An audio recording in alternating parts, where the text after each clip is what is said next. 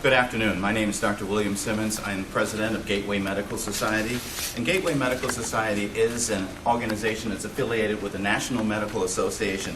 This is an organization that was formed back in the 1890s. And this is where when black doctors weren't allowed to be in the AMA.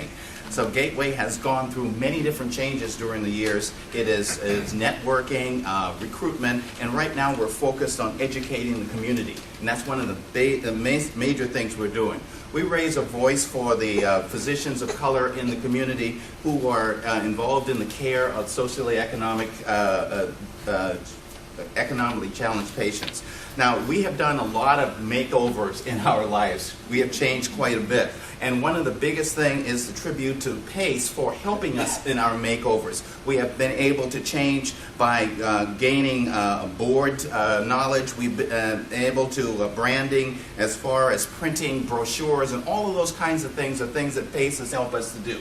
We've also learned the power of partnership, and we have many different partners that have helped us along the way, and we're using those partners and our sponsors to get the word out in the community on different educational needs, on healthcare needs, about diabetes in the African American and community, about different kinds of cancers that people are just are dying in large numbers, and we are the largest number of people who are affected by these. We have ourselves a community symposium, which we do every year. This is our 9th community symposium, held at the Herberman Community Center, Conference Center at Shadyside Hospital. And we're focusing on learning to live well. And we're trying to allow people to learn how the power of eating the right foods can actually help and increase your duration, your life.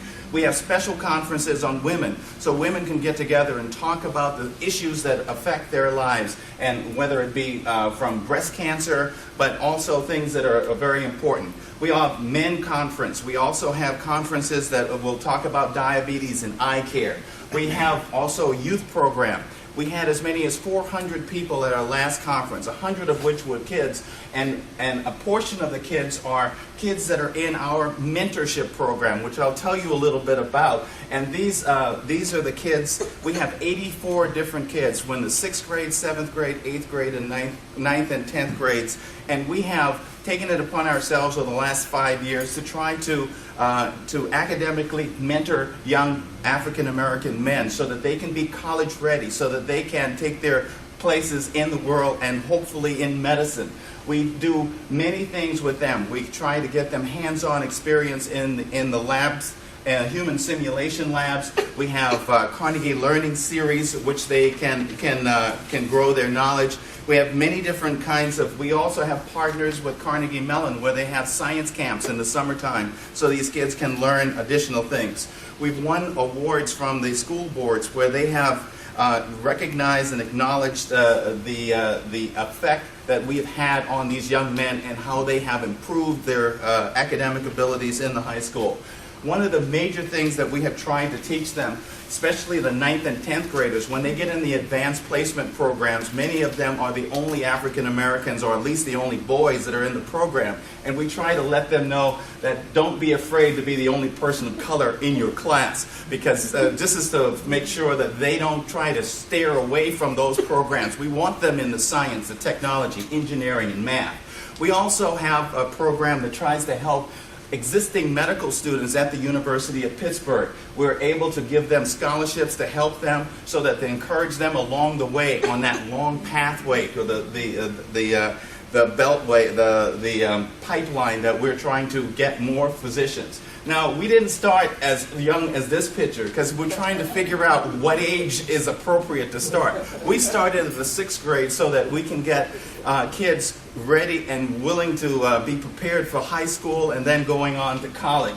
But there are many programs that actually go down into the younger groups. And one of the reasons why we start in the 6th grade area is that many times we want the kids to mentor each other. So peer mentoring is very important in improving academic performance. They kind of compete with each other. We want them to increase their ability of choices of what they can do in their lives. And the other things that we try to teach them is we want them to show commitment.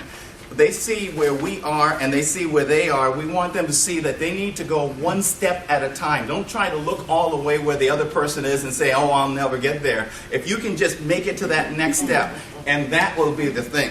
We also try to teach them what our parents have taught us. One of my things that my father used to say is that the gazelle wakes up in the morning and it has to run, because otherwise it will be devoured by the big lion. The lion wakes up in the morning, it has to run because it has to catch the gazelle.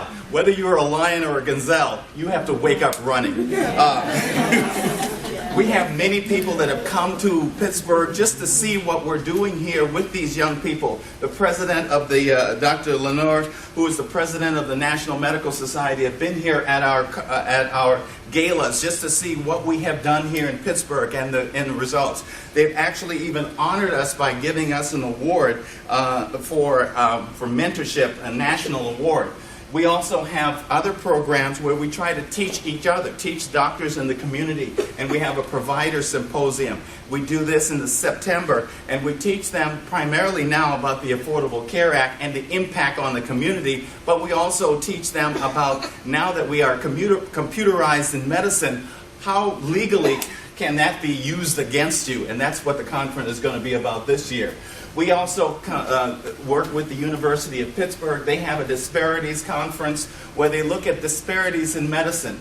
And in addition, we try to help the community in the prom for seniors. Instead of a senior prom, we have an organization that we pair with that helps the elderly to have a good time in the community. Thank you very much.